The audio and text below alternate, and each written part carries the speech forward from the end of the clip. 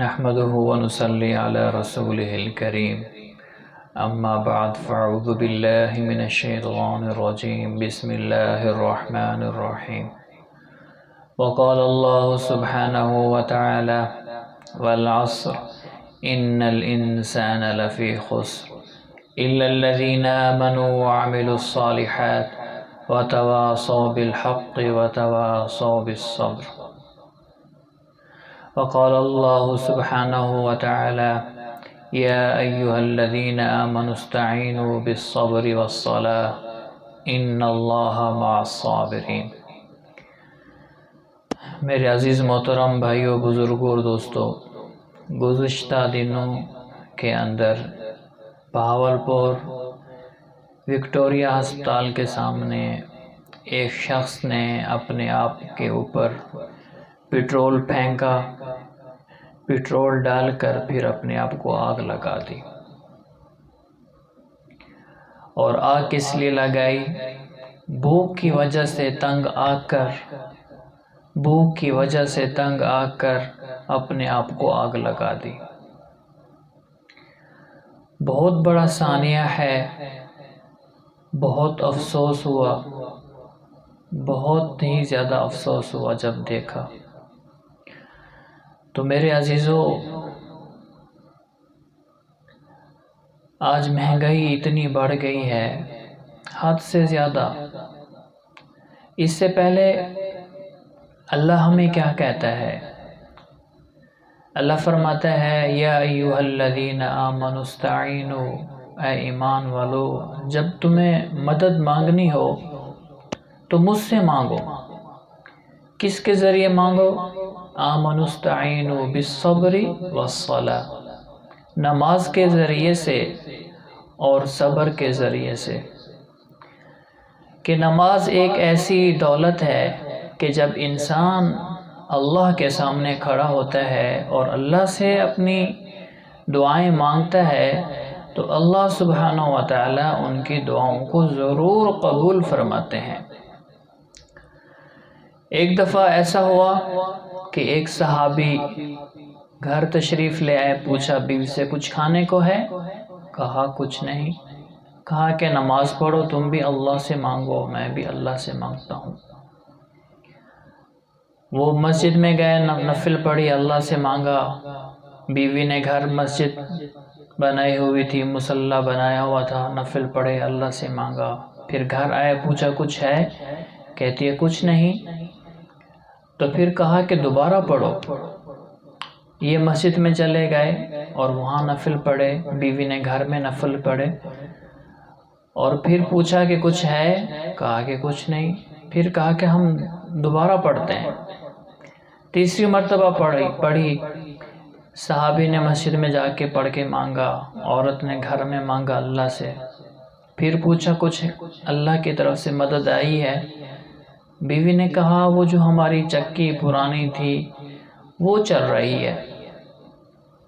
تو جا کر دیکھا کہ اس چکی میں سے وہ چکی خود بخود چل رہی ہے اور اس چکی میں سے آٹا نکل رہا ہے تیزی سے۔ تو انہوں نے اپنے جتنے گھر کے اندر برتن تھے، برتن بھر لیے۔ پھر انسان ہے، سوچتا ہے کہ بھئی یہ چکی خود بخود چل رہی ہے، خود بخود آٹا آ رہا ہے اس کے اندر سے۔ انسان سوچتا ہے کہ آ کہاں سے رہا ہے؟ آج ہمارا یہی غلط یقین لگا ہوا ہے کہ پیسہ کہاں سے آئے گا، رزق کہاں سے آئے گا۔ اللہ تو رزق کا وعدہ کرتا ہے، میرے بندے رزق تو میں تمہیں دوں گا۔ جب اس نے اس کی ایک پارٹ کو کھولا، دیکھا کہ ایک آدھا سا دانہ جو رہ گیا تھا، اسی میں سے اللہ نے وہاں سے آٹا گرانا شروع کر دیا۔ پھر جب رکھا پارٹ کو تو وہ چکی بند ہو گئی، آٹا بند ہو گیا۔ تو یہ ماجرا اللہ کے رسول صلی اللہ علیہ وسلم سے عرض کی تو اللہ کے رسول نے فرمایا کہ آپ کا مانگنا نفل پڑھ کر، نماز پڑھ کر آپ کا اللہ سے مانگنا اللہ کو اتنا پسند آ گیا تھا، اگر آپ اس کو نہ اٹھاتے اور یہ چکی قیامت تک کے لیے آٹا دیتی رہتی۔ تو میرے عزیزوں، ہم نماز کے ذریعے سے اللہ سے مانگیں۔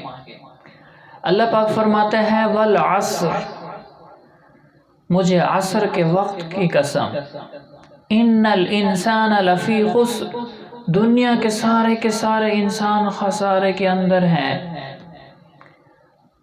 عصر کسے کہتے ہیں؟ اللہ نے عصر کی کیوں قسم کھائی؟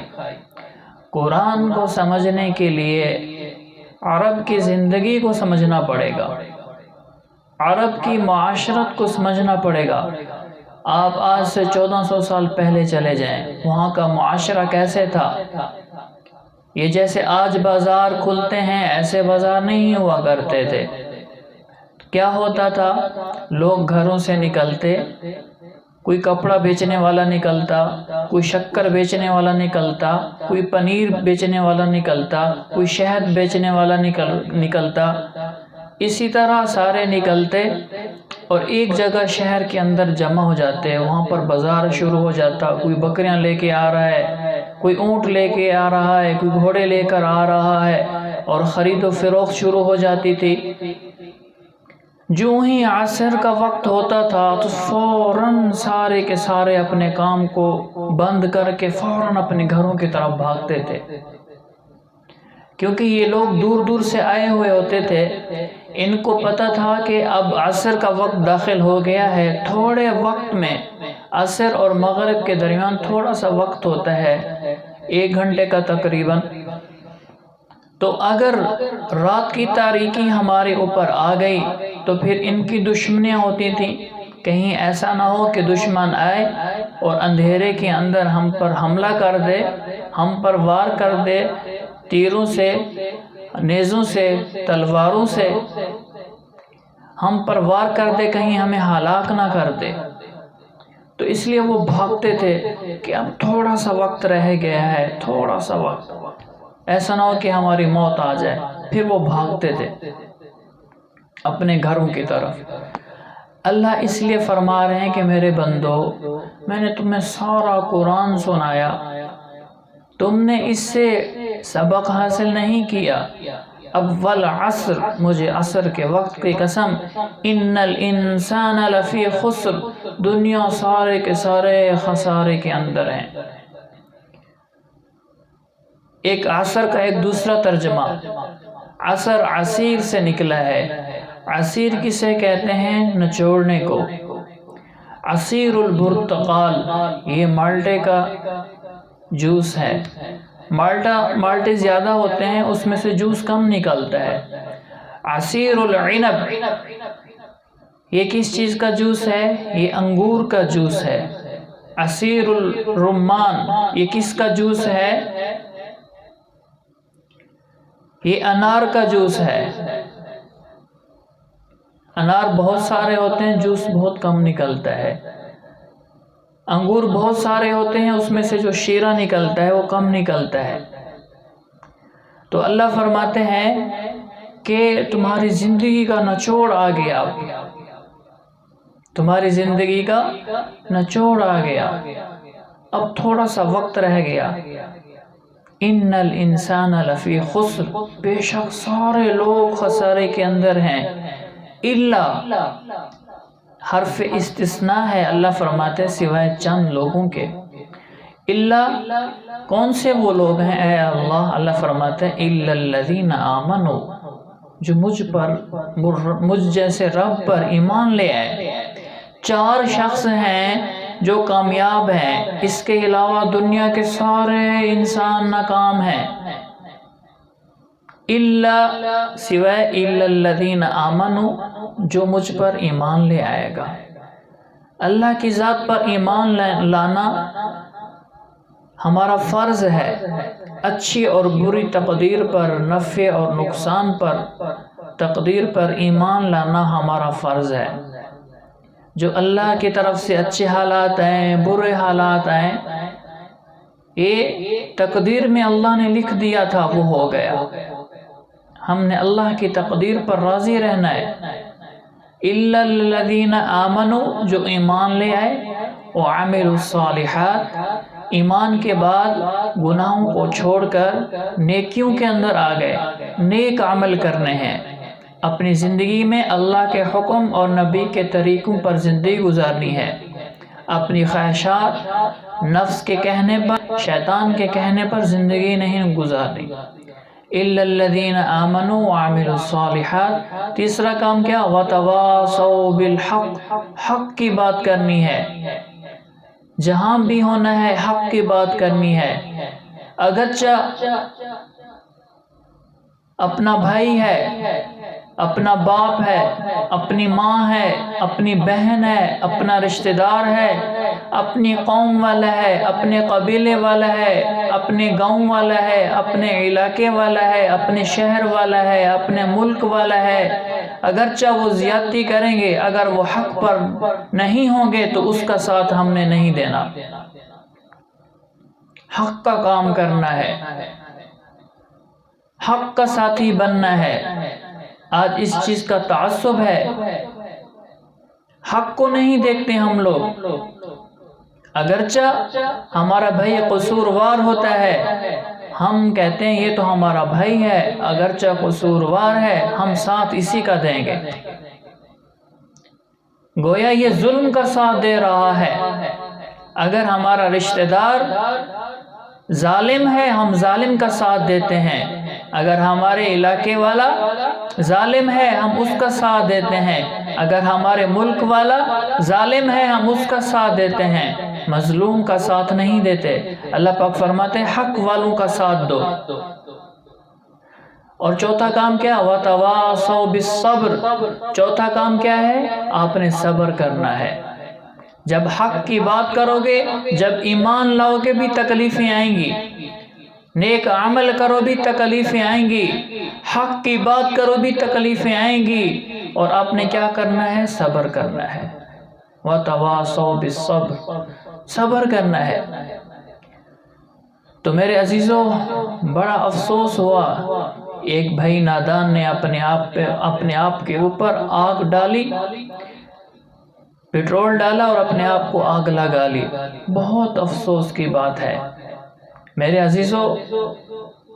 آج حکمران جو بھی آتا ہے کھاتا ہے، جو بھی آتا ہے کھاتا ہے، اپنے کروڑوں اربوں خربوں روپے کی جائیدادیں بنا لیں، پاکستان کے اندر بھی، بیرون یورپ کے اندر، لندن کے اندر، دبئی کے اندر، سعودیہ کے اندر، بہت ساری جائیدادیں ایسی بنائیں کسی کو پتہ ہی نہیں ہے کہ اللہ آپ سے سوال نہیں کرے گا، کہ اللہ آپ سے نہیں پوچھے گا، کیا وہ اللہ آپ کو نہیں دیکھ رہا؟ لا تاخذہ سنہ، وہ اونگ سے پاک ہے، ولا نوم، نیند سے پاک ہے، کیا اللہ آپ کو نہیں دیکھ رہا؟ ولا تحسبن اللہ غافلا، کہ اللہ آپ سے غافل ہو گیا، نہیں، وہ دیکھ رہا ہے۔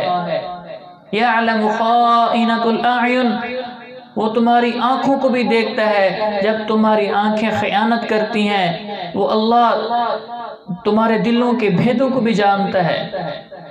ان اللہ یعلم ما فی الصدور، کیا تم اللہ کو بھول گئے کہ تم نے مرنا نہیں ہے؟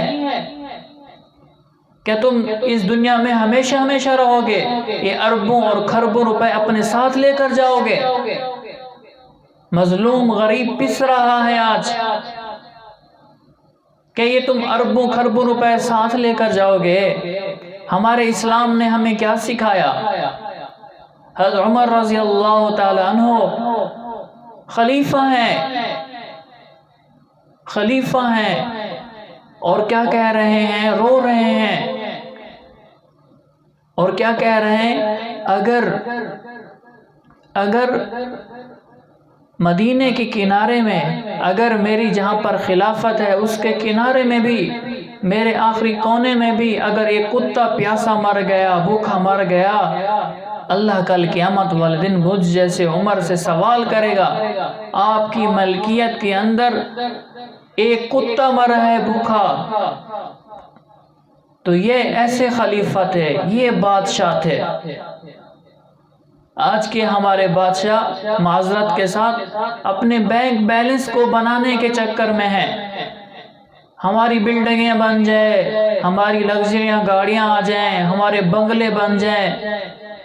میرے عزیزو، سب کچھ یہیں چھوڑ کر جانا ہے. موت آئے گی، ہمیشہ ہمیشہ کے لیے ساتھ لے کر چلی جائے گی.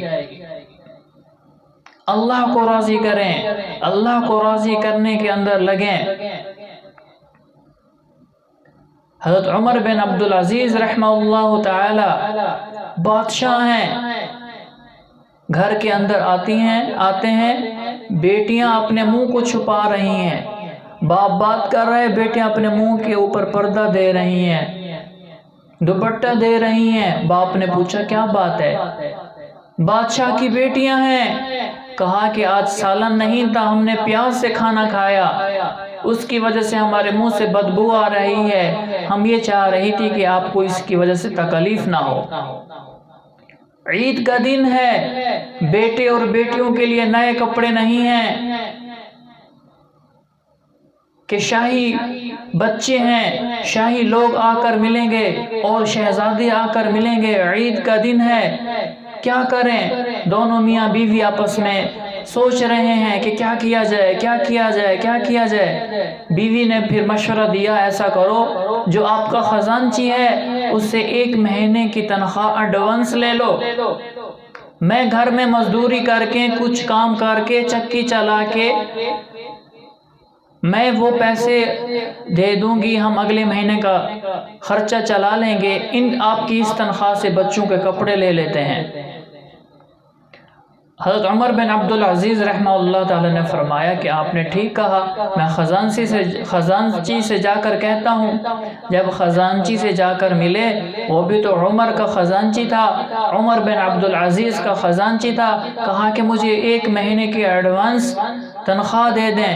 تو اس نے کیا کہا، آپ مجھے 1 مہینے کی ایڈوانس مجھے یہ بتا دیں کہ آپ نے زندہ رہنا ہے، میں آپ کو 1 مہینے کی تنخواہ دے دیتا ہوں. آپ مجھے اپنی زندگی کی ضمانت دیں، آپ مجھے اپنی زندگی کی ضمانت دیں. آپ اگر 1 مہینہ رہ سکتے ہیں تو میں آپ کو تنخواہ دیتا ہوں. تو حضرت عمر بن عبدالعزیز نے کہا، میں تو اپنے زندگی کے 1 پل کا بھی نہیں بتا سکتا، بھروسہ نہیں ہے، ضمانت نہیں دے سکتا. 1 مہینے کی میں کیسے دوں گا؟ بیوی کے پاس آئے اور کہا کہ میں کپڑے نہیں لا کے دے سکتا، میں 1 مہینے کی ایڈوانس فیس میں اپنی تنخواہ نہیں لے سکتا. بچوں سے کہو پرانے کپڑے پہن لیں. تو میرے عزیزو، ایسے حکمران تھے.